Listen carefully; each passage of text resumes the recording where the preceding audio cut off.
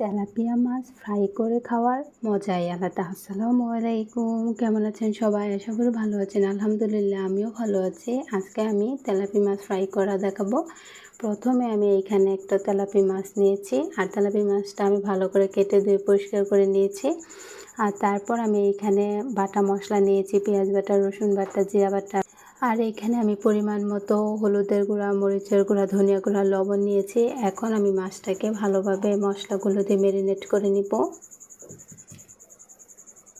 একটু তেল অ্যাড করে দিব।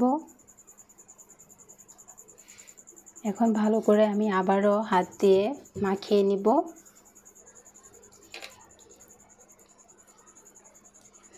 ভালো করে মাছটা মাখিয়ে নিলে এটাকে ভাজতে খুব সুবিধা হবে, আর মশলাগুলো মাছের ভিতরে যাবে। ভালো করে আমার মাখানো হয়ে গিয়েছে। এখন আমি একটি কড়াইয়ে তেল দিয়ে নিব। তেল দিয়ে দিলাম। এখন তেলটা ভালো করে গরম করে নিব।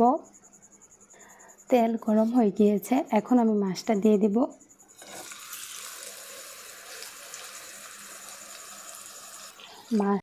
মাছটাকে আমি লো আঁচে রেখে ভেজে নিব, যাতে ভিতরের অংশটা খুব ভালো করে হয়। আর মাছটা ভাজা হওয়া পর্যন্ত আমি অপেক্ষা করব।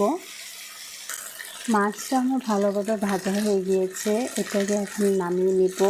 তেলাপিয়া মাছ এইভাবে ফ্রাই করলে খেতে খুবই দারুণ হয়। আজকে আমার তেলাপিয়া মাছ ফ্রাই করাটা আপনাদের কেমন লাগলো অবশ্যই কমেন্ট সেকশনে জানাবেন, আর আমার চ্যানেলটি সাবস্ক্রাইব করে আমার পাশে থাকবেন। আল্লাহ হাফেজ।